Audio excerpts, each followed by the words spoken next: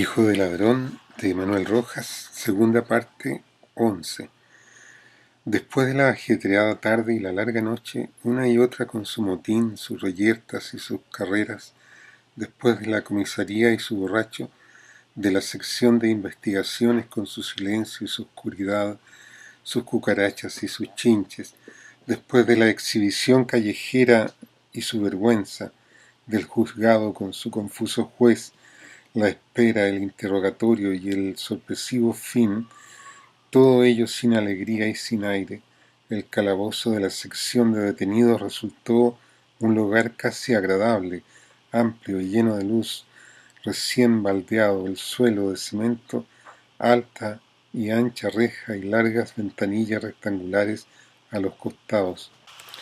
El gendarme cerró y ahí quedamos, los 8 hombres frente a los habitantes de aquel calabozo, unos 20 o 30, entre los que había jóvenes y hombres maduros, individuos con chaleco, cuello, corbata y sombrero, y otros descalzos y en camiseta, hombres graves y tímidos, otros desenvueltos y alegres, ni un solo conocido, nadie que nos sonriera, nadie que nos acogiera. Las miradas resbalaron entre nosotros con curiosidad y también sin interés, y las nuestras expresaron lo mismo, más la timidez del que llega a un lugar habitado por gente que no conoce.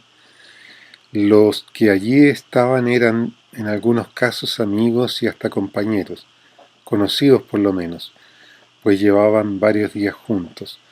Nosotros ni siquiera nos conocíamos, ya que andábamos en compañía solo desde unas pocas horas atrás, sin haber tenido hasta ese momento ocasión alguna de conversar, y ello a pesar de que estábamos o íbamos a estar procesados por una misma causa.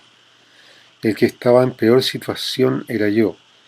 Ellos, es decir, mis compañeros de proceso, tenían por lo menos un hogar o una familia en aquella ciudad. Yo no tenía a nadie. Desde el primer momento nos separamos. Me separé, mejor dicho, o me separaron, no sé bien si lo uno o lo otro. Se formaron 3 grupos, uno de 4 hombres, otro de 3 y uno de 1, si es que uno de 1 puede ser considerado grupo, y cada cual buscó colocación donde pudo. Sobre la tarima se veía ropa de cama, incluso una colchoneta, frazadas, colchas en todas condiciones y hasta sábanas, lujo inaudito. Sentados sobre una de esas camas conversaban 4 hombres. Se les veía limpios, aunque descuidados, la barba un poco crecida, el pelo revuelto. Eran de mediana edad y parecían ignorar que hubiese otra gente en el calabozo. Por su aspecto supuse que fuesen ladrones. Tenían un aire que no sé por qué me era conocido, por lo menos no me chocaba. Más allá, individuos solitarios, sentados en las orillas de la tarima o atascados a la pared. No se podía saber qué eran ni en qué pensaban. Se les veía distantes, ajenos a sus compañeros de calabozo. Después grupos de 2 o 3 hombres que parecían no pertenecer a la condición de los primeros y que no eran por otra parte de la misma de los solitarios. Finalmente un grupo de individuos jóvenes, musculosos y esbeltos, de movimientos decididos, la mayoría en camiseta y descalzos. Sus miradas eran las más desnudas. Los 4 hombres apenas si nos miraban. Los solitarios lo hicieron con una expresión de tristeza. Los indefinidos con atención y brevemente. Los otros con mirada dura y fría. Miré a todos y mientras me sentaba en la orilla de la tarima. Las conversaciones llegaban hasta mí, pero no podía poner atención a ninguna. Eran muchas, y además los individuos del último grupo hablaban muy fuerte y reían con más fuerza aún. Me sentía cansado, hambriento y desanimado. Nunca me había sentido más incapaz de nada. Allí no había nada que hacer, por otra parte. En las prisiones solo se espera que pase el tiempo. Algo traerá. Nadie me conocía allí y nadie vendría a preguntarme, como en otro tiempo, por qué me traían y qué había hecho. No era yo el muchacho de 12 años. Nadie tampoco al oír mi nombre me preguntaría con sorpresa y quizá con cariño si era hijo del gallego. El gallego allí era tan desconocido como Flammarion. Me consolaba un poco el hecho de que, a pesar de ser tan joven, tuviera apariencias de hombre, lo cual en cierto modo era un obstáculo contra un primer impulso. Estar en un tranvía, en un vagón del ferrocarril o en un teatro, en compañía de gente desconocida, amilana un poco, aunque no a todo el mundo. No se está bien a gusto, aunque a veces se distraiga uno, pero no debe temerse, salvo casos excepcionales, nada desagradable. Nadie le agredirá, nadie intentará burlarse, nadie, en fin, llegará a tener un mal propósito contra uno. Posible que si tiene plata le roben, pero el que roba no sabe generalmente a quién lo hace. Pero estar en un calabozo solo, desconocido, sin que nadie lo apoye a uno adentro o afuera, sin siquiera tener la certidumbre de que se está preso por algo que realmente se hizo y que le puede, en último término, servir de antecedente. He asesinado, he robado, he herido a un hombre, he cometido una estafa. Respéteme, no soy un cualquiera. Y puedo de nuevo matar y robar, herir o estafar a alguien, a usted o a otro. Estar, en fin, en inferioridad de condiciones allí donde otros tienen muchas, por malas que sean, sin poseer por otra parte otras cualesquiera, fuerza, astucia, poder de dominación, facilidad verbal o dinero. Es mucho peor, sobre todo si no se puede de alguna manera demostrar las buenas que se tienen. Sentía que los ladrones no se meterían conmigo, no tenía nada que pudieran robarme y ni aun así lo harían. Los solitarios eran solitarios y los hombres que entraban en grupos de 2 o 3 tampoco me tomarían en cuenta. Temía a los otros. ¿Por qué? Había en ellos algo que me asustaba, su violenta juventud principalmente, que se oponía a la mía, de carácter pacífico, y una desenvoltura, una atención, una fuerza subhumana, casi animal, que no conocía bien, pero que se manifestaba en sus movimientos, en sus voces, en sus miradas. Ignoraba qué podían hacerme y seguramente no me harían nada. Era probable que el mío fuera un temor infundado, que el tiempo, un día, 2 días, 3, desvanecería, pero por el momento no podía desprenderme de él. Sentía que entre los ladrones y yo había alguna diferencia, una diferencia de edad, de condición, de preocupaciones. Sentía también que la había con los solitarios y con los semisolitarios. Conversaban, pero estaban solos. Pero la diferencia que existía entre aquellos y yo era, a pesar de la igualdad de edad o a causa de ella, una diferencia extraordinaria, casi una diferencia de especie, no natural tal vez, pero de todos modos evidente y enorme. Los conocía de oídas, no a aquellos, pero sí a otros iguales a ellos. Había oído hablar de ellos a mi padre y a otras personas. Lo había leído en los diarios y en un calabozo con 30 o 50 personas y en cualquier país. Habría podido señalarlos uno por uno sin vacilar ni equivocarme, mucho menos si formaban grupo aparte. Había en ellos algo, no sé qué, fácilmente reconocible para mí. El cabello, la forma de la boca, casi siempre una boca grande, de labios gruesos y sin gracia, orejas pequeñas y carnudas, ojos redondos y vivos, de rápida mirada, brazos y manos de una agilidad de animales, puños duros, tan duros, piernas largas y cuerpo desengrasado. Se daban de otro tipo, pero fuese cual fuere y el de cada uno, siempre tenían algo que permitía reconocerlos. Y aquella diferencia no era solo desde ese momento o desde algunos días atrás, era de siempre, desde la infancia, desde los primeros pasos, desde los primeros balbuceos y juegos. Muy poca gente sabe la diferencia que existe entre un individuo criado en un hogar donde hay limpieza, un poco de orden y ciertos principios morales, aunque estos no sean de los más inteligentes o no sean impartidos, como en mi caso, por un padre cuyo oficio es de aquello que no se puede decir en voz alta, y otro que no ha tenido lo que se llama hogar, una casa aparte o unas piezas en ellas, y no un cuarto de conventillo en que se hacinan el padre con la madre, los hijos y el yerno, algún tío o un allegado, sin luz, sin aire, sin limpieza, sin orden, sin instrucción, sin principios de ninguna especie, morales o de cualquiera otra índole. El padre llega casi todos los días borracho, grita, escandaliza, le pega a la mujer, a los niños, y a veces al tío, al yerno o al allegado. No siempre hay que comer, mejor dicho, nunca se sabe cuándo habrá de comer y qué. El padre no trabaja o no quiere trabajar, el tío es inválido y el allegado come donde puede y si puede. El yerno bebe también, o no trabaja o no quiere trabajar, es peón o comerciante de ínfima categoría.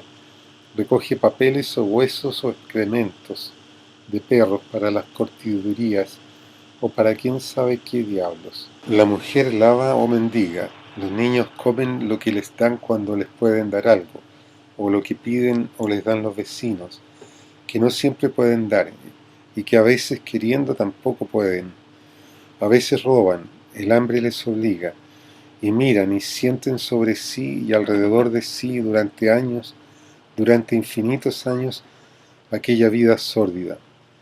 No pueden pensar en otra cosa que en subsistir, y el que no piensa más que en subsistir termina por encanallarse. Lo primero es comer, y para comer se recurre a todo. Algunos se salvan, pero en una ciudad existen cientos y miles de estos grupos familiares, y de ellos salen cientos y miles de niños.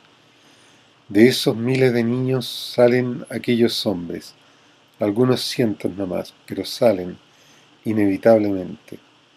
Pegar, herir, romper es para ellos un hábito adquirido que les llega a parecer natural. Hábito que, cosa terrible, significa un modo de ganarse la vida, de poder comer, beber, vestirse. No podía reprocharles nada, pues no tenían la culpa de ser lo que eran, o como eran, pero les temía, como un animal criado en domesticidad teme a otro que ha sido criado en estado salvaje. Los ojos se me cerraban de sueño y me eché hacia atrás, tendiéndome en la tarima.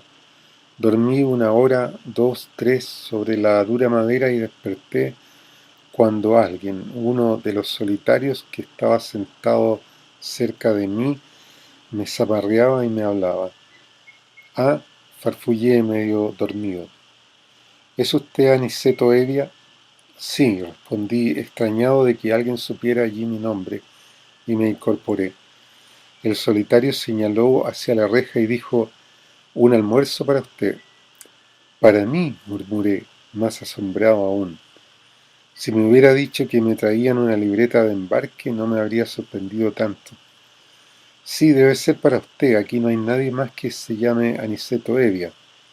Incrédulo, miré hacia la reja y vi apoyado en ella a un niño de 10 o 12 años que me miraba sonriendo. Pasó el portaviandas a través de los barrotes y lo balanceó suavemente. Como me demorara en reaccionar, exclamó, «Ya pues, apúrese». Era entonces para mí aquel almuerzo. Me levanté despacio y avancé hacia el muchacho, que levantó la cabeza y me sonrió de nuevo, mostrando unos grandes y sucios dientes. «Aniceto Evia». «Sí soy yo», afirmé. Le miré boquiabierto y tomé el portaviandas que quedó colgando de mi mano. No sabía qué hacer con él y ya el muchacho giraba el cuerpo e iba a empezar a andar a correr cuando se me ocurrió preguntarle: ¿quién me lo mandó? El pequeño se encogió de hombros, iba descalzo y su ropa estaba hecha jirones. No llevaba camisa y una tira de género que le atravesaba el desnudo pecho le sujetaba unos pantalones demasiado anchos. No sé, dijo extrañado de mi pregunta. Pagaron, dijeron su nombre y se lo traje. Hace media hora que lo ando buscando. Si no comen luego, se le va a enfriar. Aquello no me dejó satisfecho. ¿Viste al que lo pagó? El niño lo recordaba. Sí, un hombre colorado y con espinillas. Echó a correr. El azarcón, en rigor, era el único que podía hacerlo, ya que nadie en aquel puerto sabía que yo estaba preso. Nadie además que la necesitaba y nadie por fin que tuviese una obligación conmigo, si el ofrecimiento de pagarme la multa podía llamarse obligación. Como no la pudo pagar, la pagaba de este modo. Generoso Florentino Hernández. Fue la única comida que me envió y la última vez que supe de él. El trabajo, las mujeres, las ñatas, como él decía, la pobreza o la enfermedad le impedirían volver a acordarse de mí, con quien sin embargo no tenía la más mínima obligación. No sé dónde estarás ahora, humilde pintor del puerto, no sé si habrás muerto, o estarás tanto o más viejo que yo, pero sea como sea y estés donde estés, viejo como Matusalén o tan tieso como él, jamás olvidaré tu nombre y tu figura, tus gruesos labios y tu piel roja, tu abultada lengua y tu húmeda boca. Tampoco olvidaré tu almuerzo. Al darme vuelta advertí que muchos ojos me miraban, unos con asombro, otros con simpatía, y no sé si otros con despecho o envidia, y atravesé el espacio que me separaba de mi puesto con la sensación de llevar no un portaviandas de tamaño corriente, sino otro descomunal que me impedía andar y que estaría lleno de pavos, pollos, gallinas o piernas enteras de animales. Llegué a la orilla de la tarima y me senté sin saber qué hacer, gacha la cabeza, un poco aturdido. Oí una voz: «Coma que se le va a enfriar». Miré a quien me hablaba, era el solitario que me despertara. Sonreía y me señalaba al portaviandas. «Coma», insistió. Tal vez se daba cuenta de mi azoramiento. Me incliné hasta el portaviandas y lo destapé. Casi me desmayo. El aroma más exquisito que jamás había olido brotaba de aquella cazuela, en cuyo caldo brillaban unas amarillas y transparentes gotas de grasa. Había allí papas, un trozo de carne, cebolla, un ramito de perejil, un pedazo de hoja de repollo y la mitad de una zanahoria, más unos granos de arroz. La saliva fluyó de mi boca como fluía por la del azarcón y tuve que apretar los labios y tragarla para impedir que la rebasara. Pero no tenía con qué comer y miré al solitario a quien se levantó, se acercó al muro, hurgó en un paquete y volvió con una cuchara y un tenedor. «Cuchillo no tengo», dijo, como excusándose. «Aquí no dejan tenerlo». Le agradecí el servicio y sacando la fuentecilla en que estaba la cazuela, me dispuse a comer, pero me contuve y miré al solitario. «¿Quiere?», le ofrecí señalando el portaviandas. «Gracias, ya almorcé», contestó con gran dignidad, quizá un poco avergonzado. No quise mirar hacia otra parte y comí a veces despacio, a veces atropelladamente. Debajo de la fuentecilla en que venía la cazuela había otra que contenía un trozo de carne asada y un puré de garbanzos, más un poco de ensalada. Era todo un almuerzo y casi no pude, a pesar de mi hambre, terminarlo. De tal modo la sorpresa y el azoramiento me trastornaron. Por fin, dejando un poco de puré y un trozo de carne que resultó demasiado nervudo para cortarlo solo con los dientes y las manos, cerré el portaviandas y di por terminado el almuerzo. Miré hacia la reja. Tras ella se extendía hacia la derecha y hacia la izquierda un pasillo que venía desde la puerta e iba hacia el interior de la prisión y que era, según vi, muy transitado. Gendarmes, niños presos, señores bien vestidos, y hasta uno o dos perros iban y venían por él. Aquellos con paquetes, canastos y papeles, y estos husmeando los restos de las comidas. Poniendo oídos se podía escuchar, por encima del rumor de las conversaciones y las voces del calabozo en que estaba, el rumor de otros calabozos. Alguien llamaba a alguien y este alguien contestaba o iba y venía, generalmente niños pequeños y rotosos, que parecían desempeñar la ocupación de mandaderos. De pronto resonaba el grito estentorio de «cabo de guardia», o alguien silbaba agudamente. Mientras miraba, una canción empezó a brotar de algún rincón del calabozo. Una canción cantada en voz baja, con entonaciones profundas y graves, con una voz alta, una voz que dominaba a las demás al empezar el verso de una estrofa, y que era enseguida dominada por las otras, que la envolvían, se mezclaban a ella y la absorbían hasta que de nuevo brotaba como viniendo desde muy lejos, en el principio de la siguiente. Se escuchaban como las notas de un piano, y sonaban como de noche y en una calle solitaria y dentro de una casa cerrada.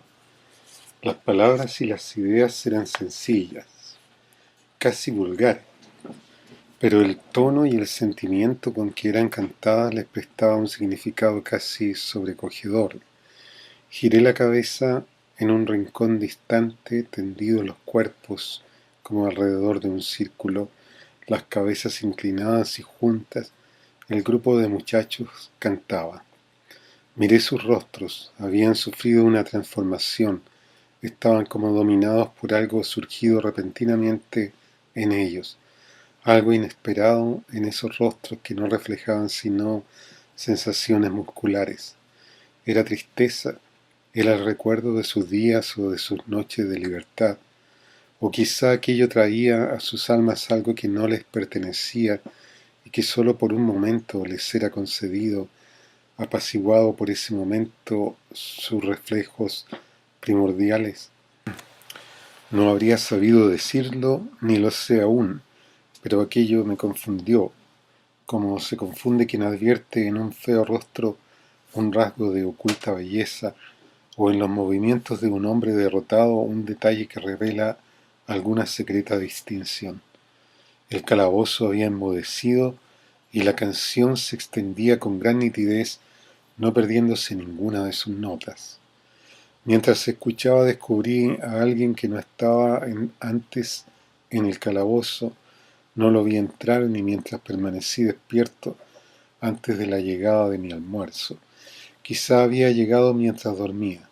Era un hombre de 30 a 40 años, moreno, esbelto, todo rapado, muy menudo, vestido con un traje de color azul bien tenido.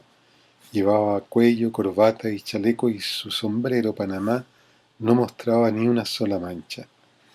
Tenía un aire exótico y se le veía sentado en la orilla de la tarima, pero muy a la orilla, como si no pensara permanecer allí mucho tiempo y esperara que de un momento a otro apareciera la persona que él necesitaba o sonara el minuto en que debía marcharse de un lugar que juzgaba a todas luces provisional.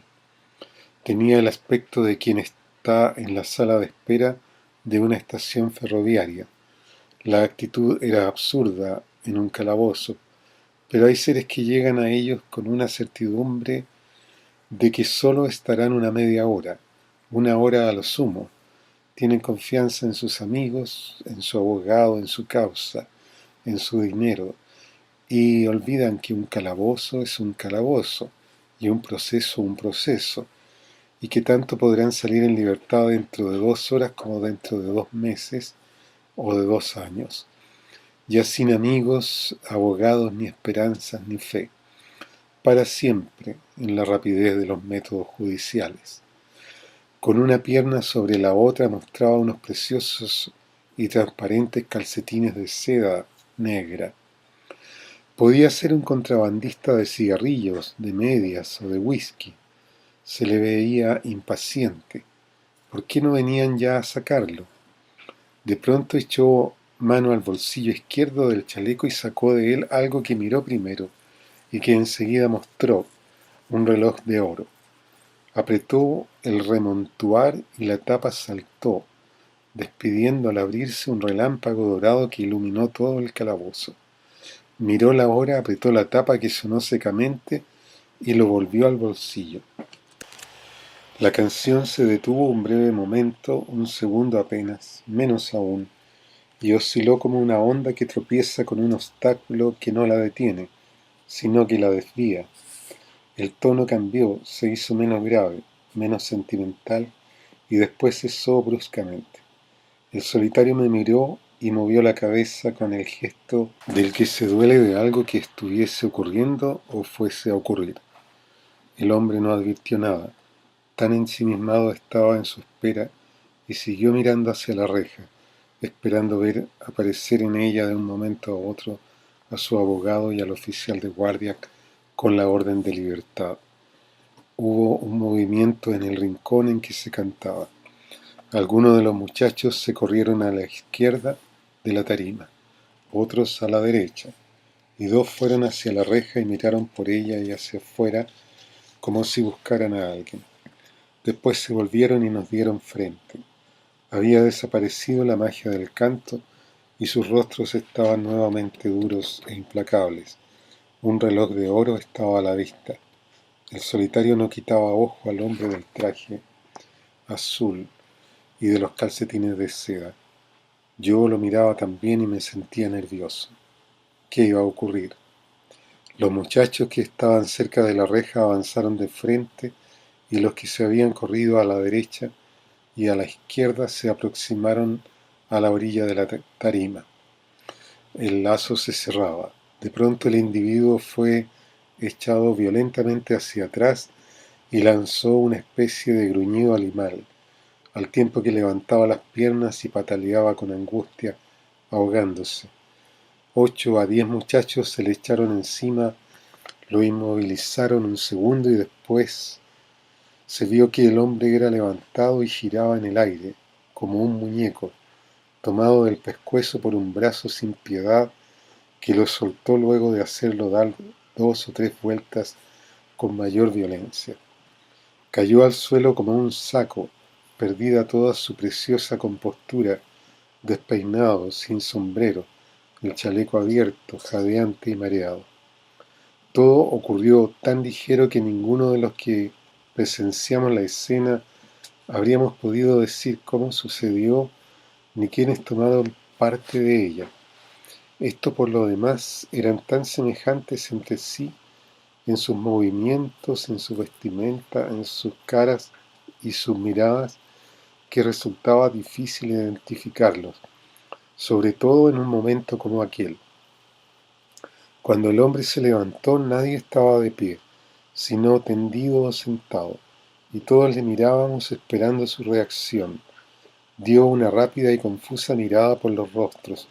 Ninguno le dijo nada, no habló. ¿Qué podía decir y a quién?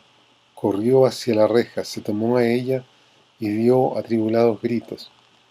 ¡Cabo de guardia! ¡Cabo de guardia! Al cuarto o quinto grito de llamada apareció un gendarme. ¿Qué pasa?, preguntó con mucha calma. —Me han robado el reloj —exclamó el hombre muy excitado.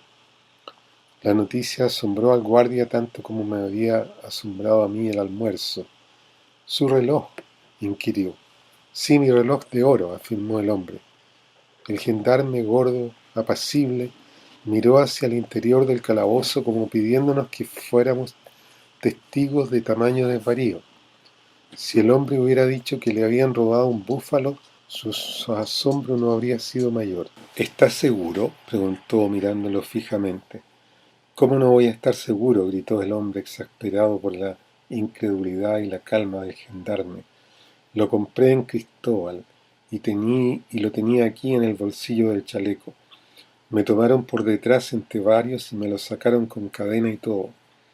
¿Y la cadena también era de oro?, preguntó el gendarme, sin salir de su asombro.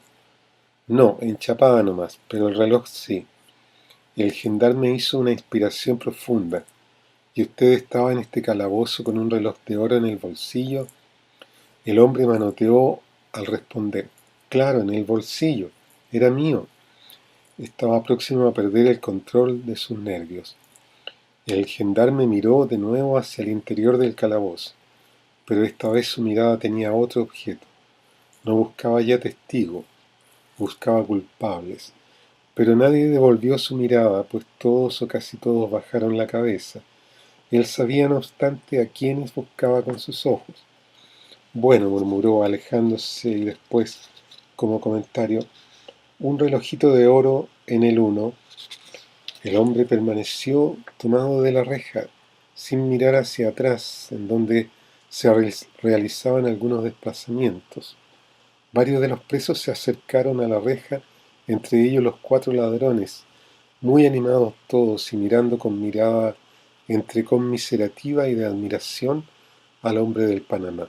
Algunos de los chiquillos mandaderos se acercaron desde afuera, pegándose a la reja. El gendarme regresó acompañado del cabo de guardia y de 4 compañeros.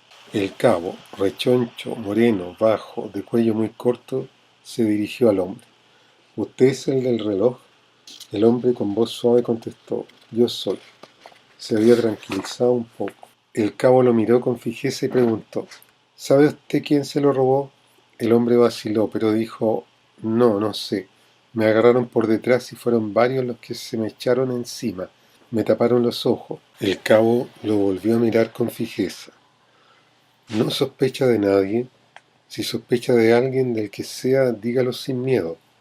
El hombre miró hacia el interior del calabozo. No había nadie en él. Todos estaban pegados a la reja. No sé, contestó con un soplo. El cabo se dio vuelta hacia los gendarmes y ordenó. Abran la puerta. El llavero abrió. Todos para afuera y a ponerse en fila. Nadie se mueva. Salimos y formamos una larga hilera. El hombre del reloj frente a nosotros mirándonos de uno en uno. No sacó nada en limpio. Podían ser todos, pero todos no podían ser. El gendarme que acudió al llamado y un compañero y el cabo entraron al calabozo y revolvieron y examinaron cuanto bulto, ropa o jergón hallaron. No encontraron nada y salieron. A ver, de uno en uno regístrenlos, ordenó el cabo a los gendarmes, mientras él, parado junto al hombre, observaba la maniobra. Fuimos registrados de arriba abajo sin misericordia, hurgándonos los gendarmes no solo los bolsillos, sino también el cuerpo. Abra las piernas un poco más, levante los brazos, suéltate el cinturón, ahora salta. Las extrañas manos pasaron y repasaron las axilas, los costados, el pescuezo, las pretinas, los muslos, el trasero, las ingles, las piernas, todo. Sácate los zapatos, listo. Hazte a un lado. Los 4 ladrones fueron los únicos que hablaron durante aquella operación de reconocimiento. Cuidado, no me apriete. ¿Cree usted que me va a caber un reloj ahí? Parecían los más seguros de sí mismos y, cosa rara, no se les hizo sacar los zapatos. No hay nada, anunciaron los gendarmes, fatigados de aquel agacharse y levantarse. El cabo giró hacia el hombre. No hay nada, pues, señor. El infeliz no supo qué decir. El cabo preguntó. ¿Me oyó? Sí, mi cabo. Después de un segundo dijo con forzada sonrisa. ¿No lo habrán sacado y mandado a otro calabozo? El cabo echó hacia atrás la redonda cabeza y cloqueó una larga carcajada. ¿Quiere usted que revise todos los calabozos?, preguntó riendo aún. No, mi señor. Cuando aquí se pierde no diré un reloj, sino nada más que una cuchara. Es como si se perdiera en el fondo de la bahía de Valparaíso. Nadie la encontrará. Y si porfiáramos en hallarla, tendríamos que seguir registrando la ciudad casa por casa. La cuchara se alejaría siempre. Se acercó al hombre y poniéndole una mano en el hombro le dijo: «Cuando caiga preso otra vez, si es que tiene esa desgracia, no se le ocurra traer al calabozo un reloj de oro, o de plata, o de acero, o de níquel, o de lata, o de madera. Véndalo, regálelo, empeñelo, tírelo, pero no lo traiga, o escóndalo de tal modo que ni usted mismo sepa dónde está. Si no, despídase de él, se lo robarán».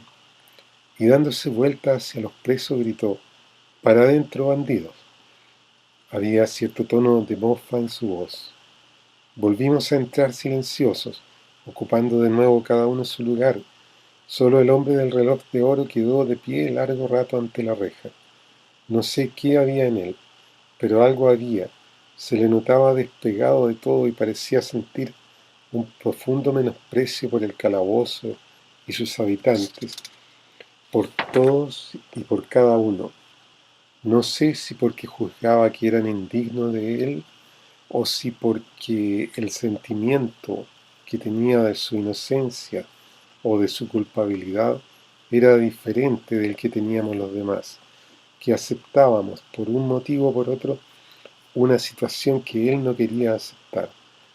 No tal vez porque creyera que no la merecía, sino porque quizá estaba más allá de su voluntad aceptarla, aún mereciéndola.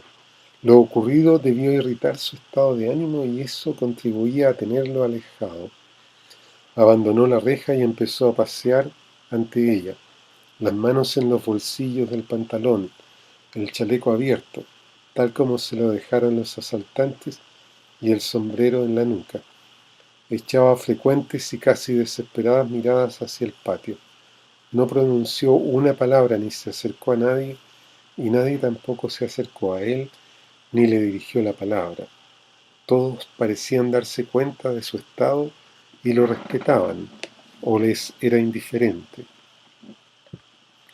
Cuando se cansó de pasear, se sentó en la tarima y así permaneció el resto del día, cambiando de posición una y otra pierna, mostrando siempre sus calcetines de seda negra. Se encendieron las luces del calabozo, muy altas, pegadas al techo también, y entonces, como advirtiera que la noche llegaba, se puso de nuevo a pasear y sus miradas al patio se hicieron ya angustiosas.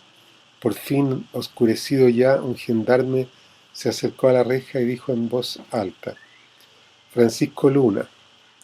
«Aquí», contestó el hombre deteniéndose. Se acercó a la reja. «Le traen ropa de cama y una comida», comunicó el gendarme. El hombre no contestó. Era la peor noticia que podían darle. Ya no saldría en libertad ese día.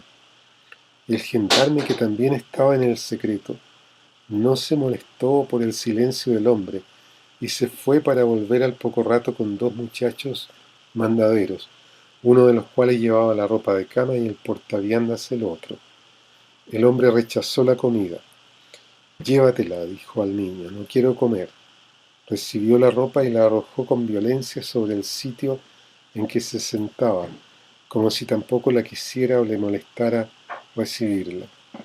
Volvió a sus paseos, y solo ya muy tarde, quizá después de medianoche, cuando el cansancio pudo más que su esperanza y que su orgullo, estiró la frazada y la colcha y se acostó. Su cara morena, toda rapada, estaba llena de amargura y desolación.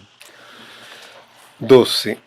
Y así como el día apareció para todos, así también se acercó la noche, trayendo lo de siempre: alegrías, penas, sorpresas, rutina, enfermedades, descanso o trabajo, sueño, insomnio o la muerte. Para los hombres de aquellos calabozos, sin embargo, y para los de todos los calabozos del mundo, traía algo menos: ni alegrías, ni sorpresas, ni trabajo, y para muchos ni siquiera descanso o sueño. Durante el día puede ocurrir que alguien trabaja para el preso, la mujer, un hermano, la madre, el padre, un amigo, y es posible que la causa se mueva, que el abogado presente un escrito o que el juez dicte una sentencia o llame a declarar. En la noche no. Los juzgados se cierran, el juez se marcha con sus papelotes, el abogado descansa y los parientes o el amigo o la mujer que no pueden obligar a trabajar de noche al juez o al abogado, se marchan también. Es necesario esperar y el preso, que es quien menos puede hacer, deja pasar la noche sin poder hacer otra cosa. Poco a poco la prisión fue cayendo en quietud. Desaparecieron los mandaderos y los señorones con papeles, y solo quedaron los presos, los gendarmes y los perros. Cada hombre pareció recogerse en sí mismo, en sus recuerdos, en su amargura, en sus sueños, en sus proyectos, y los asaltantes, arrancados de su medio habitual, debieron enmudecer y dormir, abatidos por una inercia absurda a esas horas para ellos, trabajadores nocturnos. Pero las luces no se apagaron y durante toda la noche y cada hora resonaron en los pasillos los gritos de los gendarmes, de guardia, requeridos por el cabo, que gritaba al primero de todos y a voz en cuello: «Uno». Venían las contestaciones estentóreas: «Dos, tres, cuatro». El solitario me prestó una frazada y pude taparme las piernas y dormir, despertando solo cuando la hora tomaba al guardia frente a la reja del calabozo. Tenía el número 4 y el grito reventaba como una granada contra las paredes. «¡4!». Sonreía a los que, despertados por el grito, le echaban una mirada turbia y rezongaban algo. La noche transcurría. Antes de dormir, el solitario me preguntó el porqué de mi detención, contándome el porqué de la suya. Era un hombre más bien gordo, de regular estatura y moreno. Vestía un traje azul, no llevaba corbata y su cuello se veía abierto. El pelo ondulado le caía a veces sobre la frente. Era un obrero mitad mecánico, mitad gasista, y tenía un taller en alguna parte de la ciudad. Sus manos morenas y gordas no parecían manos de obrero. Su delito era amoroso. Había violado a una chica, pero no a una desconocida en un camino solitario o en un bosque, sino a una conocida de 16 años y en su propia casa. «Lo malo es que soy casado», dijo, mirándome con sus ojos oscuros y llenos de luz. «Soy casado y quiero mucho a mi mujer. ¿En qué enredo me metí?». «¿Por qué lo hizo?», preguntará usted, de puro bruto. Cayó y miró hacia la reja. Agregó después: «Viene todos los días a dejarme el almuerzo y la comida y hasta ha traído un abogado». Como advirtiera que no sabía de quién hablaba, aclaró: «Hablo de mi mujer. Tengo 2 hijos con ella, y no se ha quejado, no ha llorado, no me ha dicho una sola palabra de reproche o de pena. Qué papelito el mío. A veces me dan ganas de tirarme contra la reja y sacarme no sé qué a cabezazos». No tenía ninguna experiencia amorosa y la historia del solitario me parecía aburrida. No alcanzaba a comprender por qué un hombre casado que quiere a su mujer se mete en enredos como ese. «Y no hay modo de arreglar el asunto», continuó. «Por nada del mundo me separaría de mi mujer y de mis hijos, pero no se trata de eso. Nadie quiere que los deje. Por otra parte, no puedo devolver a la muchacha lo que le quité, o lo que ella, más bien dicho, me metió por las narices. Lo malo está, soy vecino de sus padres desde antes que naciera y la conozco, por eso desde que nació. No sé por qué, desde chica tomó la costumbre de hacerme mucho cariño, pero mucho, mucho más que a su padre, por supuesto. Y creció y siempre me hacía cariño, besándome, abrazándome, sofocándome con sus besos y abrazos y metiéndome las manos por todas partes. La madre se reía, el padre también, todos reíamos. Era muy divertido ver la pasión de aquella niña que aquella niña tenía por mí. Ningún niño, mucho menos una niña, podía acercárseme en presencia de ella. Un día se me ocurrió casarme. Ella tenía entonces 12 años y reventó la cosa. Estuvo meses sin hablar una palabra conmigo, y cuando me encontraba huía. Entonces comprendí, pero vino a verme y siguió haciéndome cariño. ¿Comprende? Mi mujer se reía, la madre se reía, el padre también. Solo ella y yo no nos reíamos ya. Hasta que Dice el abogado que si me saca nada más que con una condena de 2 años de cárcel, deberé darme con una piedra en el pecho. ¿Qué le parece? No puedo decirle lo que me parecía. 1, 2, 3, 4. 1, 2, 3, 4. Al día siguiente, por las desazonadas miradas que me dio, comprendí que no había sido todo lo atento que él esperaba. Cada peso supone que su caso es el más importante y tiene razón. Se trata de su libertad o de su condena, de su inocencia o culpabilidad, casi de su vida o de su muerte, a veces del honor o de la deshonra, del bienestar o la desgracia de la familia, todo fundamental e insustituible, intransferible, además, como ciertos documentos. Pero si todos tienen razón al estimar su caso, estimación que debe respetarse como se respeta la dolencia de un enfermo, no se puede pretender que también el delito cometido, si es que hay uno, es el más importante o interesante de toda la prisión. No, y si lo creen así allá ellos, pero no lo creo y tengo sueño. Le devolví su frazada, se la agradecí y me paré junto a la reja. El día llegaba de nuevo. Repentinamente, como en una oleada, sentí antipatía contra aquel hombre. ¿Por qué me miraba con cara de reproche? Tenía la culpa de que su delito fuera grosero, que no me interesara y que al oírlo contar me hubiese quedado dormido. ¿Por qué, si quería a su mujer y a sus hijos, no había dado un puntapié en el trasero a aquella muchacha, o se lo había dado a sí mismo cuando aún era tiempo? Sus lamentaciones y sus arrepentimientos me parecían tontos, y ridículo el odio que ahora sentía hacia la muchacha. ¿Y qué tengo yo que ver con todo esto? Que se vaya al diablo. No volví a hablar con él. La muchacha nos había separado.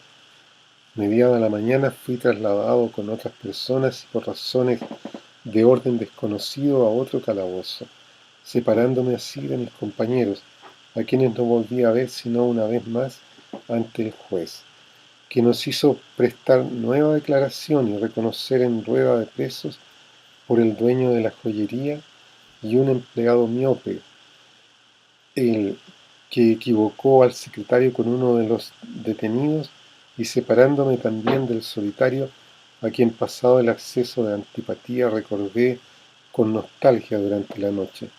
Tuve que dormir al descubierto. Mis nuevos compañeros de calabozo habrían cometido sin duda delitos más interesantes que el del solitario arrepentido del suyo, pero a ninguno se le ocurrió ofrecerme una frazada con que taparme. Tampoco tenían tal vez ninguna de sobra. Soporté así varios días, 15, sintiendo que alguien me acorralaba, acortándome las posibilidades, empujándome hacia algo oscuro. ¿A quién recurrir? La gente de aquellos calabozos se movía de acá para allá, se iban unos, llegaban otros, volvían aquellos. Nada era estable y todo era incierto. Por fin un día, luego de dormir varias noches en el suelo, sin tener siquiera un diario con que taparme, orinándome de frío, sentí que llegaba el momento. Amanecí con dolor de cabeza y en la tarde empecé a estremecerme como un azogado. Ramalazos de frío me recorrían la espalda. Resistí hasta caer al suelo, ya sin sentido. Los presos llamaron a los gendarmes al cabo, el cabo a un médico, y fui trasladado a la enfermería. Hablaba solo y pretendía huir. 40 grados de fiebre, estertores en el pulmón izquierdo, pulso muy agitado, ventosas, compresas, sobre todo compresas y calientes, bien calientes, aunque lo quemen. Sí, déjenme, no me toque, quiero que venga mi madre, sí, es mi madre, oh mamá, abrígame, tengo frío, dame agua, agua fresca, tengo sed. Le he dicho que no me toque. ¿Quién es usted para tocarme? Mamá, por favor, ayúdame a sujetarlo. Se me va a arrancar de la cama. Agua. ¿Cómo sigue? Está mal, pobre muchacho.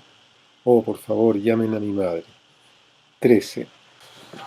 3 meses después de estar en la cordillera, Una mañana al despertar tuve el presentimiento de que algo inquietante que no habría podido precisar qué era, había ocurrido o estaba próximo a ocurrir.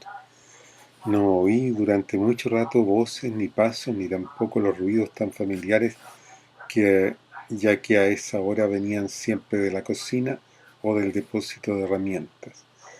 El viento había cesado y el recuerdo de su áspero rezongo que oí mientras iba quedándome dormido contrastaba con el silencio que hallaba ahora al despertar. Estaba acostumbrado al viento, pero lo temía siempre, sobre todo de noche, cuando no lo veía, ya que de día, además de sentirlo, creía verlo, y en realidad lo veía. Veía cómo todo se doblegaba bajo su peso y cómo las personas se empequeñecían al avanzar en su contra, sin que se supiera si era él quien las disminuía o si eran ellas las que al untarle el cuerpo reducían sus proporciones. Las amarreaba con violencia y parecía querer arrebatarles el sombrero, el poncho, los pantalones y hasta los cigarros, los fósforos o los papeles que llevaban en sus chaquetas. Cuando de improviso retiraba sus manos de sobre ellas, debían hacer esfuerzo para no irse de bruces, y si se marchaban a su favor, con el viento en popa, como quien dice, sufrían de pronto accesos de risa. Era como si alguien, un amigo, pero un amigo enorme y juguetón, cogiéndoles por los fondillos y el pescuezo, les obligara a marchar, cuesta abajo, a grandes zancadas, corriendo casi. Soplaba desde las alturas hacia el valle del río de las cuevas, y se sentían deseos de volverse y gritar, como se grita a un amigo, medio en broma, medio en serio. Déjame carajo. Pero no había a quién gritar, y eso producía más risa todavía. Era el viento. ¿Y cómo gritarle al viento? ¿Y qué? Las líneas del teléfono y del telégrafo zumbaban y danzaban a su paso, y no solo danzaban y zumbaban, sino que además, en ciertos momentos, al hacerse más agudo el zumbido y más largo el soplo, se estiraban de modo increíble, combándose como si alguien pesadísimo se sentara sobre ellas, amparado detrás de alguna roca, y al ver que parecían llegar al límite de su elasticidad, me decía, se van a cortar, pero no se cortaban, y seguían danzando y zumbando hasta que un nuevo soplo poderoso las inmovilizaba otra vez. Veía también cómo, inexplicablemente, alzaba en el aire, en los caminos de las minas, las mulas cargadas de planchas de zinc o con grandes bultos, y los lanzaba dando tumbos de cabeza a cola, cerro abajo, haciéndolas rodar cientos de metros y destrozándolas contra las piedras. Pero esto era de día. De noche, sí, de noche era diferente. No se le veía, se le sentía nada más, y el hecho de sentírsele y no vérsele producía temor, ya que el hombre parece temer sobre todo lo que no ve, lo que sabe o cree que no puede ver, y si además de no verlo lo siente, su temor es más profundo. Ahora se me ocurre que en aquel tiempo vivíamos allí en relación con el viento, como en compañía de un león, al que estuviéramos acostumbrados a ver, pero al que temíamos siempre, de día y de noche, sobre todo de noche, cuando en la oscuridad no se le podía ver y él no podía ver a nadie, y rondaba alrededor de las carpas y de las 3 o 4 casas que allí había, tanteando las puertas, empujando las ventanas, rezongando en las rendijas y aullando en las chimeneas y pasillos. Las carpas recibían de pronto latigazos que las envolvían y las dejaban tiritando como perros mojados. Una mano invisible y fuerte, quizá demasiado fuerte, soltaba las amarras y pretendía levantar la tela de la parte inferior, cargada con gruesas piedras. Dormíamos a veces con el temor de que el viento entrara y nos aplastara o se llevara las carpas y nos dejara durmiendo bajo el frío cielo cordillerano. Cuando a medianoche cesaba y no volvía a aparecer en la mañana, los hombres, los animales, las casas, hasta las montañas parecían enderezarse y respirar.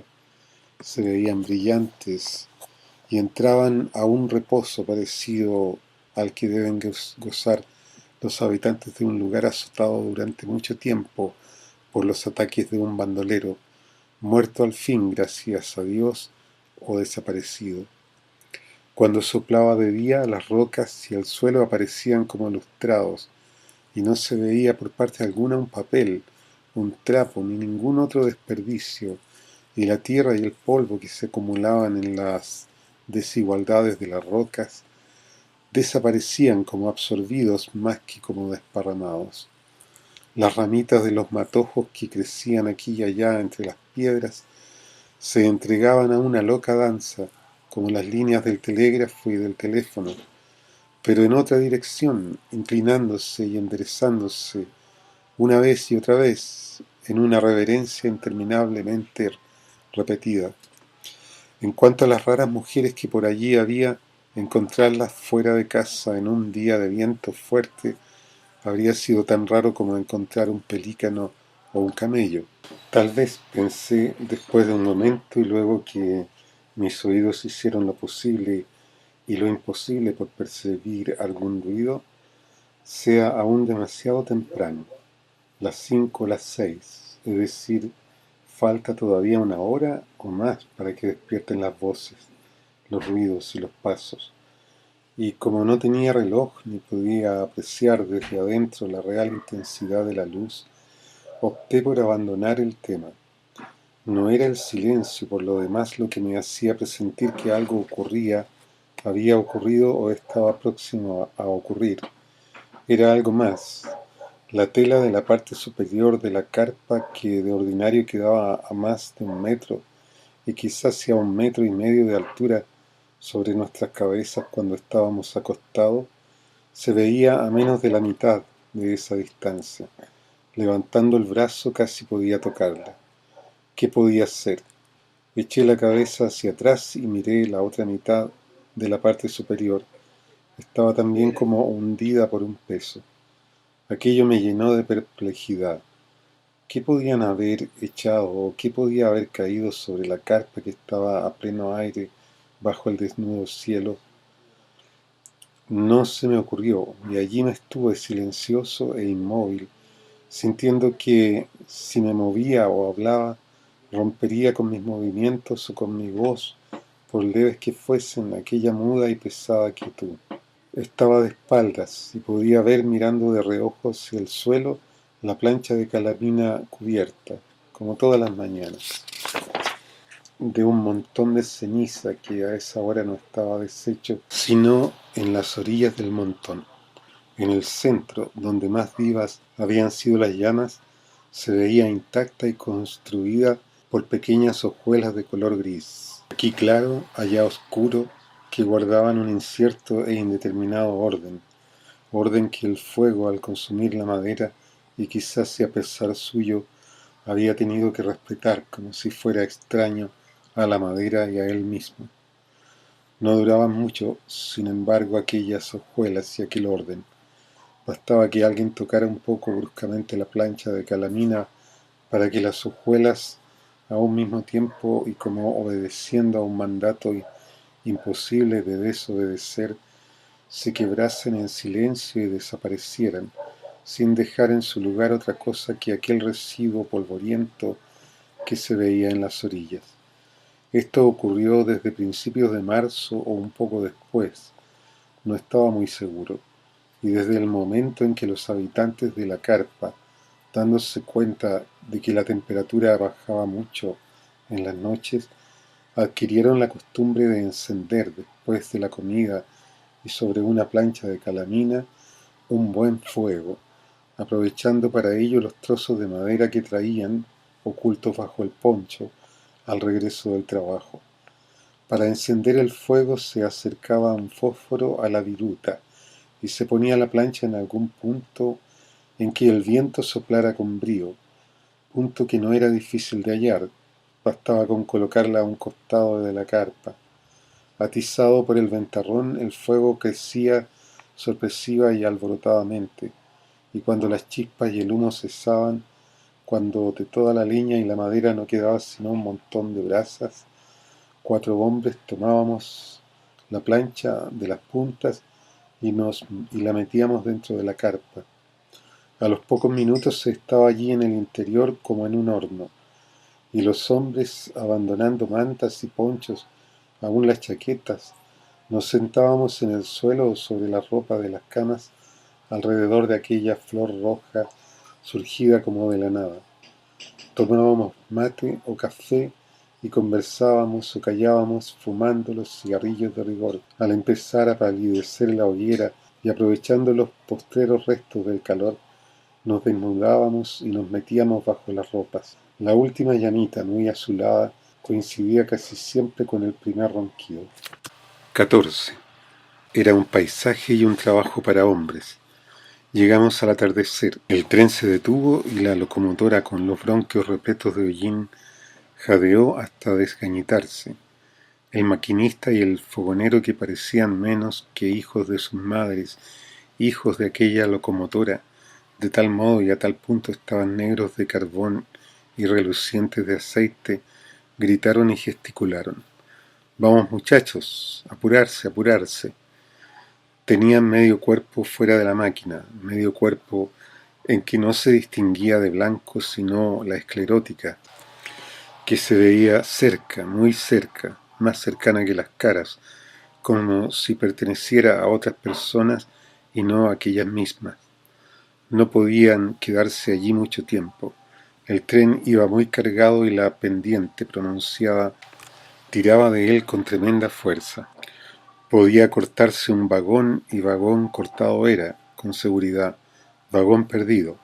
Nada ni nadie lo alcanzaría o atajaría, excepto el río y su cajón, que lo atajaban todo. Vamos, vamos, apurarse. De pronto, como irritada por el involuntario jadear, la máquina dejó oír una especie de zapateo. 25 o 30 hombres nos lanzamos a tierra desde los vagones en que habíamos viajado desde Mendoza. Por aquí, tomen primero los comestibles, nos conviene más. ¿Hay algo que pese más que un saco de papas? Otro saco, ¿no es cierto? Ahí va. Un cajón, fideos. Otro cajón, azúcar. Cuidado con ese, está roto y se cae el arroz. Esto debe ser café. Ahora las herramientas. No se quede con la boca abierta, señor. Póngale el hombro, es livianito. ¿Dónde pongo esto? Métaselo donde le quepa. Ja, ja. ¿De dónde sacó esa risita de ministro? Vamos, muchachos, a apurarse. Miércoles. Me reventé un dedo. No se aflija, acá las heridas se curan solas. La mugre las tapa y las seca. Los baldes, las palas, las picotas, la dinamita, los fulminantes, las mechas. ¿Qué más? Y estos bultos. Ah, son las carpas. Cuidado, allá van, listos. Váyanse. La locomotora jadeó más fuerte, lanzó un zapateo que hizo retemblar el suelo y partió, chirriando sobre la cremallera. Los 25 o 30 hombres de pie a ambos lados de la línea nos quedamos mirando unos a otros. No se queden ahí parados como penitentes. Todavía no hemos concluido. Estamos empezando. Hay que llevar esto para allá. Allá, sí, donde está esa piedra grande. Vamos, niñitos. Veamos. Vamos, que aquí oscurece temprano. Los cerros son demasiado altos. Ese es el Tolosa, ¿qué le parece? Tiene no sé cuántos metros. Cerca de la cumbre se ve una bandera. Alguien la puso ahí. Alguien que subió y no bajó. ¿Por qué se mira tanto el dedo? ¿Tiene miedo de que se le achique con el machucón? Creo que me lo reventé. Poco tiempo en Chile, mucho tiempo en el calabozo. Llévese eso al hombro, así no le dolerá el dedo. Lo deja caer nomás, son papas. A ver, no, está bien. ¿Qué hubo, muchachos? No me grite, perdone. Creí que era sordo, usted, el de la barba. Tome ahí, deje la pipa, señor. Italiano, ¿ah? Porca miseria. Aquí la barba le podrá servir de abrigo. Hace más frío que en el polo. Bueno, las carpas, ahí van, agarren. 5 hombres tomamos el primer bulto. Lo levantamos y con él en vilo nos miramos. ¿Dónde lo ponemos? Aquí nomás. Hay muchas piedras. No importa, armémoslas primero y después sacaremos las piedras. Tome de aquí, eso es, tire para allá. Usted tire para acá. Bien, el palo. Levanten, un momento, ya está. No suelten. El otro palo, listo, las estacas. No hay, no hay. Entonces nos jodimos. No, acá están. Todavía le duele el dedo. No tuve tiempo de contestar.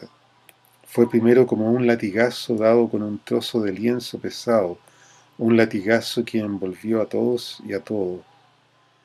Las carpas, ya a medio levantar, retrocedieron y parecieron chuparse a sí mismas. Los hombres sorprendidos miramos a un mismo tiempo hacia una misma parte. No había nada que ver, era el viento. Resonó un grito más fuerte, más imperativo. Vamos muchachos, fuerza. Empezó la lucha. La segunda pasada del viento dejó a algunos hombres con las manos ardiendo.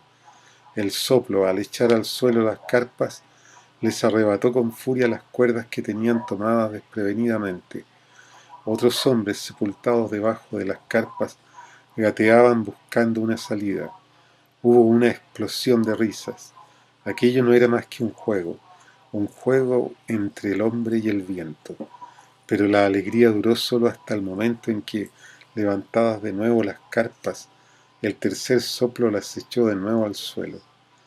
Viento del carajo, agarren y no suelten, eso es. ¿Qué se habrá imaginado este maricón? Usted clave las estacas, ahí está el macho. Rápido, niños, traigan piedras, no, más grandes, y amarren fuerte que les crujan los huesos. Eso es, muchachos, cuidado, ahí viene. La ráfaga derribó 3 de las carpas, pero los hombres que habían logrado estabilizar las otras 3 se fueron rabiosos sobre ellas. ¡Atrinquen! Las órdenes restallaban. ¡Firme ahí! Ahora todos a un tiempo. Luchábamos jadeando, moviéndonos, como si boxeáramos con un adversario demasiado movedizo. El viento, entre tanto, soplaba con más bríos, pero por suerte de modo intermitente, lo que permitió que entre un soplo y otro afirmáramos las carpas. Oscurecía cuando terminamos. Nos acostamos enseguida. No había allí lugar alguno a donde ir a tomar un café o conversar, y ni siquiera valía la pena salir de la carpa o de la construcción de madera y planchas de calamina hecha para servir de comedor. Se abría la puerta y se salía, y era como tropezar con un tremendo muro, un grueso, alto y negro muro de oscuridad y silencio. Únicamente se escuchaba el rumor del río, y eso solo cuando no soplaba viento. De otro modo no se oía sino el viento, que es como no oír nada. Los hombres volvían a entrar, tiritando y riendo. Por mi abuela, no se ve nada. Solo al cabo de un momento de espera y nada más que por exigencias ineludibles, se animaban a dar unos pasos, pocos y vacilantes.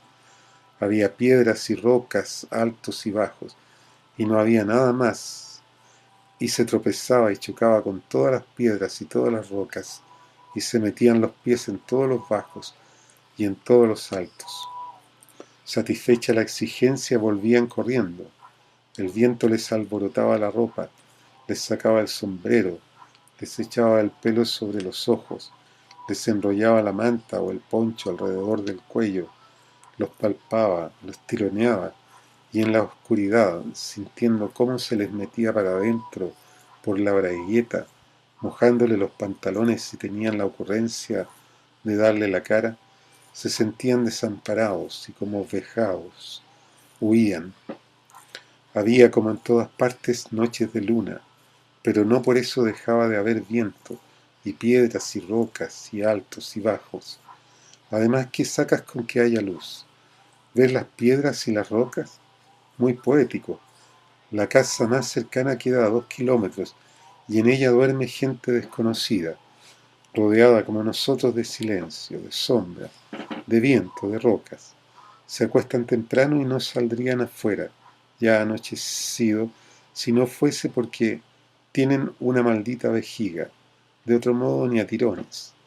De pronto se oye algo como si el lejano restrayar de un trueno o el más próximo de un gran látigo, una muralla de piedra, un farellón de rocas, estalla y cae.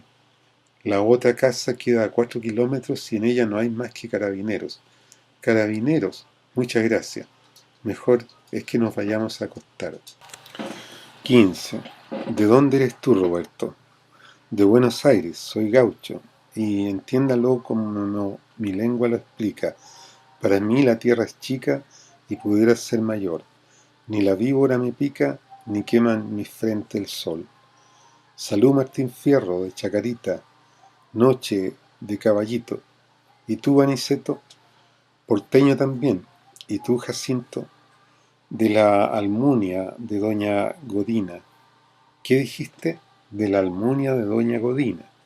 ¿Y de dónde sacaste ese nombrecito? Es un pueblo de la provincia de Zaragoza. ¿Y tú, Antonio? Chileno, de Choapa, pura Araucanía. Se te conoce. ¿Y tú, Machete? De la misma caca. Y también se te conoce. El amanecer era frío y duro y el paisaje estrecho y amplio, al mismo tiempo estrecho en un sentido y amplio en dos. No había valle abajo y por muchos kilómetros obstáculo alguno para los ojos. Los obstáculos estaban en las márgenes del valle, que bajaba encajonado entre enormes montañas negras, unas grises, otras rojizas, violetas, pardas, leonadas, blancas. Es nieve, nieve, no hielo, que lo detenían todo, todo menos la luz, el viento y la sombra inatajables. Y también era amplio en lo alto, en las montañas, más allá del cajón del río, contra el alto cielo, que parecía allí más alto que en ninguna parte, como si las montañas lo enaltecieran. Vamos muchachos, ya es hora, arriba. ¿Ya? Sí, ya. La noche es corta para el que trabaja. Claro, y el día es largo. ¿Dónde nos podemos lavar? Lavar, lavar, sí, lavar. ¿Pero lavar qué? Hombre, las manos, la cara. Pero si el agua del río es como hielo. Lavarse. ¿Nunca has estado por aquí? Parece que no. El agua del río pela la cara y corta la piel como con vidrio. Los labios se te parten. El pelo se apelmaza y se endurece, como si se escarchara. Creo que hasta se caen las pestañas. ¿Qué porvenir? Me veo pidiendo limosna en la avenida de Mayo. Una limosnita para uno que estuvo en la cordillera. Francamente no veo qué vienen a hacer los porteños por acá. La necesidad tiene cara de hereje. Olvídate del agua y vamos a tomar desayuno. Están tocando la campana. Andiamo. Una cuadrilla está formada por 5 hombres y 5 por 6 son 30. Eso es, 5 cuadrillas, no 6. Es cierto. Primero hay que acarrear el material. Aquí está la zorra. Vamos cargando las planchas de calamina, las vigas, los pernos, los clavos, las mechas, la dinamita, las herramientas, los cartuchos. Nunca dejes un cartucho de dinamita al aire libre por la noche. Puede estallar al tocarlo al día siguiente. Se hielan, dicen, y el frío es tan explosivo como el calor. Los dedos no te los devuelve nadie. Los barrenos, un tarrito para el agua. Usted trabajará con él. Es minero. Oh yes, oh yes. ¿De dónde habrá salido este gringo? Es el contratista. Todos los días el tren traerá el pan desde el puente del Inca. Sí, del hotel. Traerá la carne. Papas quedan todavía. Mire, paisano, el hoyo tiene que tener por lo menos 1 metro de profundidad y 60 centímetros de ancho. Sí, claro, pero como hay rocas no se podrá hacer el hoyo como uno quiera, sino como las rocas quieran. Les mete dinamita. Sí, entonces saldrán como la dinamita quiera. Pero usted no me da ninguna facilidad. ¿Cómo que no? La facilidad de decirme que el hoyo debe tener 1 por 60. ¿Le parece poco? Qué gracioso. Antes era más gracioso que ahora.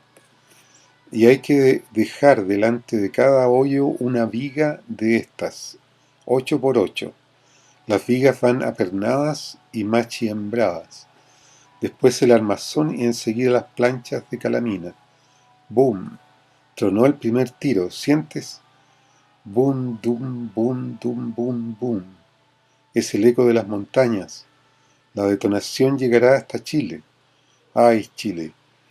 ¡Ay, cielo, cielo, cielito del descampado, que si te saco el horcón se te viene el rancho abajo! Ya llevamos un mes.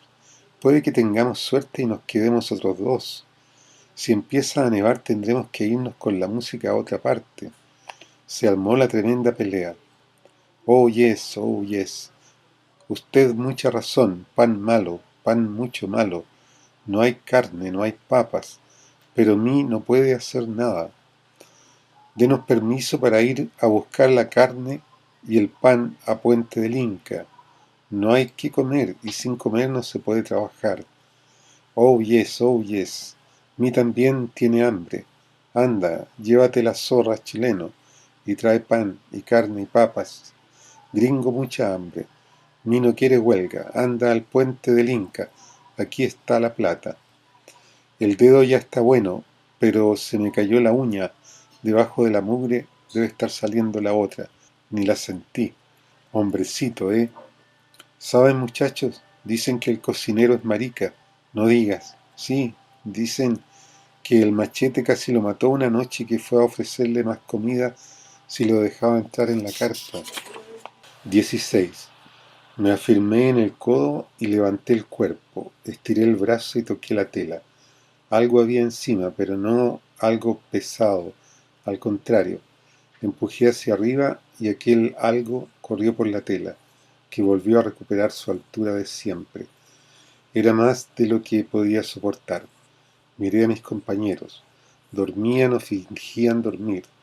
Eché la frazada hacia atrás, giré el cuerpo y tomé mis ropas.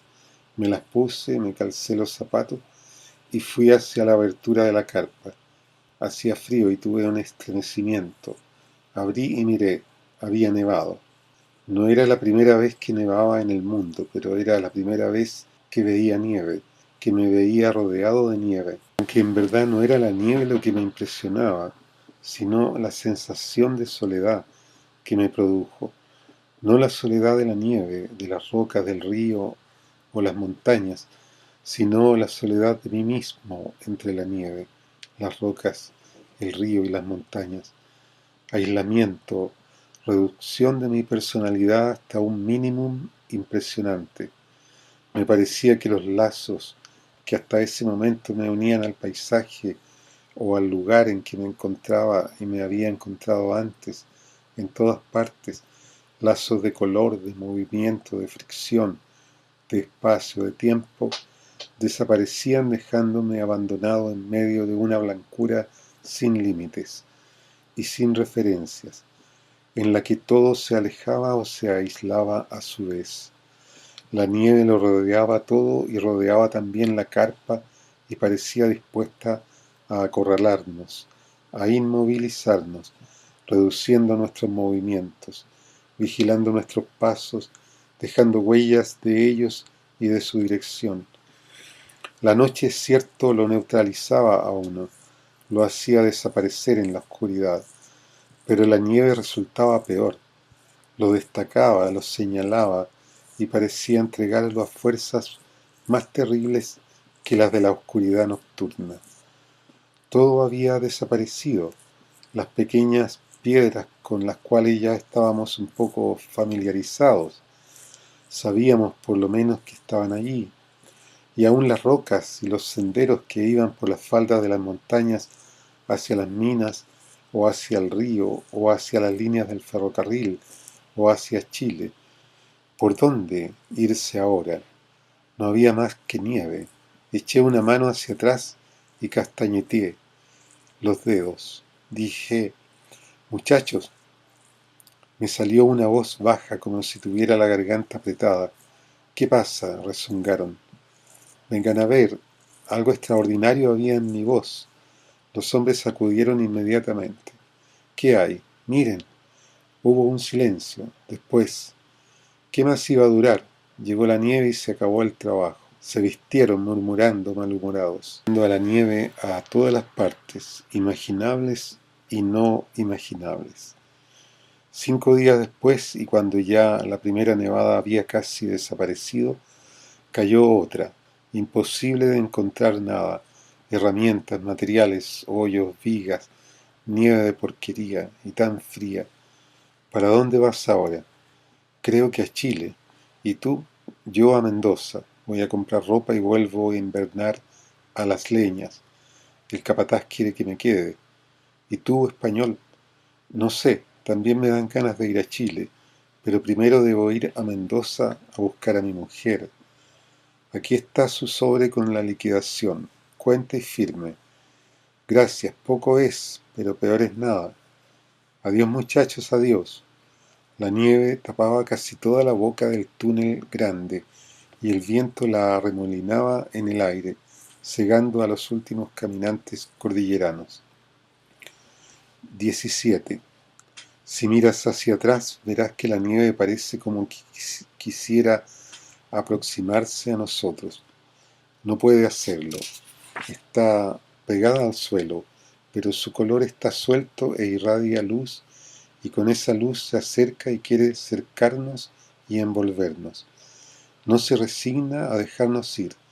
No sé si alguna vez te has encontrado en alguna parte en que la nieve te rodea por cuadras y cuadras, y en donde tú o tus compañeros, si es que alguien iba contigo, es lo único sombrío, lo único oscuro que hay en medio de la blancura. Cuando uno se encuentra así y puede mirar y ver el espacio y la nieve que lo rodean, se da cuenta de que el blanco es un color duro y agresivo. Qué descanso ver a lo lejos en algún picacho un color diferente, un negro, por ejemplo, o un rojizo, o un azul. Los ojos descansan en aquel color, reposan en él antes de volver al blanco de la nieve, a este blanco que te persigue, te fatiga, te tapa los senderos, desfigura los caminos, oculta las señales y además te mete en el corazón el miedo a la soledad y a la muerte. Le tengo miedo a la nieve, pero me gusta de lejos, es claro, y a veces de cerca, aunque no la quiero. 2 o 3 veces me he encontrado con ella en las montañas, solo yo y sola ella, durante horas, perdida la huella, borradas los rastros, sepultadas las señales, extraviados los caminos. No mires a lo lejos, debes mirar en qué punto vas a poner el pie en el siguiente paso, y en el otro y en el otro. Sí, no mires a lo lejos quizá están tus camaradas. Hay un campamento, una alegre fogata, luz, animación, voces, calor, risas, una taza de té y una cama y hasta quizá una mujer, no tuya porque tú eres un pobre diablo, pero una mujer a la cual puedas por lo menos mirar nada más, y no te parezca poco. Las mujeres son escasas en la cordillera, más escasas aún las que pueden llegar a ser tuyas. No mires a lo lejos, te digo, ni pienses en lo que puede haber en otra parte. Aquí hay algo más importante que todo eso, más importante que las mujeres, de las cuales a veces se puede prescindir. De esto no se puede prescindir, sino para siempre. Me refiero a la vida, es claro. Sin embargo, esto sería fácil si no fuera por las autoridades. El túnel es ancho y se pasa en 1 hora, pero no, señor. Alto ahí, aparece la autoridad. A ver los papeles. Chileno, argentino, muéstreme su libreta de enrolamiento, muéstreme su pasaporte, muéstreme su equipaje. Por poco te piden que les muestres otra cosa. Y si vas sucio y rotoso, porque te ha ido mal en el trabajo, o porque te da la gana ir rotoso y sucio, es mucho peor. Si no caes en gracia te llevarán al retén y te tendrán ahí 2 horas, o 2 días, o una quincena. En las cuevas había un cabo, hijo de tal por cual, que se acercaba al calabozo y abría la puerta. A ver, salgan los que sepan leer y escribir. Salían muy orgullosos, 3 o 4. Muy bien, agarren una pala cada uno y andando. Los ponía a hacer un camino en la nieve, entre la comisaría y la estación. Lo mató un rodado, en el infierno debe estar, haciendo con la jeta un camino en el fuego. De noche cierran las puertas y les ponen una cadena y un candado. ¿Por qué? De día el carabinero puede ver quién sale y quién entra. De noche no, porque no está, y entonces pone el candado y la cadena. El del otro lado hace lo mismo. Libertad es la herencia del bravo, dice la canción chilena. Libertad, libertad, libertad, dice la argentina. Libertad sí, pero pongámosle candados a las puertas. Miremos por última vez, muchachos. La nieve se está alejando y al alejarse sube, como si se empinara para mirarnos y vigilarnos. Todavía no se resigna a perdernos. ¿Oyen? Empieza a oírse el rumor del río y aparece el primer álamo. Estamos en Chile. Fin de la segunda parte.